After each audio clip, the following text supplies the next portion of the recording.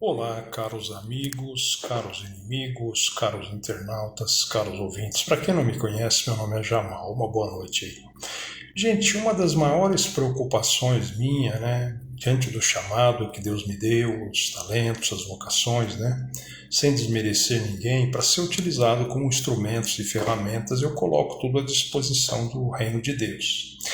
A minha preocupação, sempre quando eu faço as lives, é em relação ao próximo, às outras pessoas, Muitas pessoas que não têm conhecimento intelectual, não têm conhecimento bíblico, não têm conhecimento de grandes verdades, não têm sabedoria, não têm muitas vezes erudição, E são presas fáceis para serem arrebatadas por líderes políticos corruptos, líderes religiosos falsos ditos cristãos e líderes capitalistas selvagens, que, ao meu ponto de vista, são esses banqueiros agiotas legalizados pelo próprio governo federal de cada nação.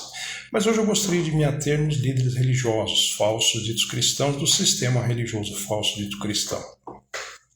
Eles se utilizam de toda a armadura bíblica para arrebanhar seguidores, e acabam trazendo para essas pessoas um prejuízo muito grande.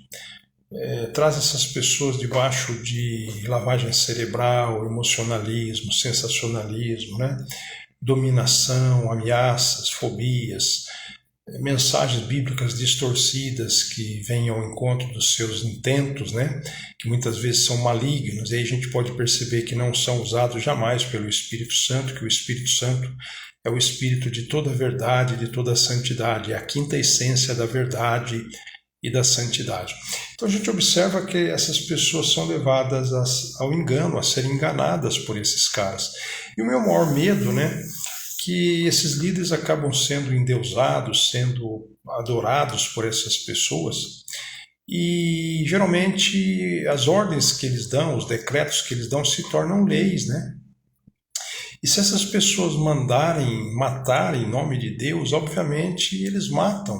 Estou falando sério, Se eles mandarem eliminar uma pessoa, é perigoso eles obedecerem, acatarem. Ou quando não vai ao extremo de eliminar fisicamente, muitas vezes eles são guiados, são orientados a ignorar essas pessoas que muitas vezes não aceitam tudo que esses líderes dizem, pregam ou ensinam, que a gente vê que não tem base bíblica nenhuma.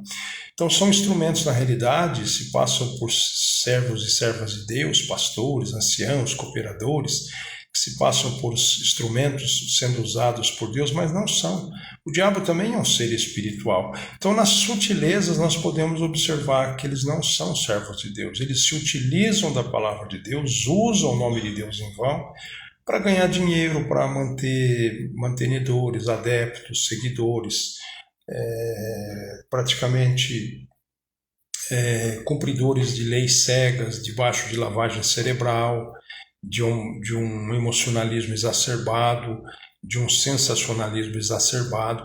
Então isso tudo é muito perigoso. Eu conheci algumas denominações pentecostais ou neopentecostais, essas mais acirradas, mais rígidas, como Congregação Cristã no Brasil, Assembleia de Deus de Perus, Madureira. Esses caras, Deus é Amor, eles têm uma força tão grande entre os seus liderados, sua agremiação, que existem pessoas que, quando não se dão bem ou não se afinam ou discordam dessas denominações, eles perseguem espiritualmente, não dão mais a palavra, não dão espaço, deixam no banco, não deixam louvar, não deixam cantar, não recebem mais a paz do Senhor, a paz de Deus desses caras, que essas pessoas também dão muito valor, como se isso fosse alguma coisa para o céu, de relação ao céu.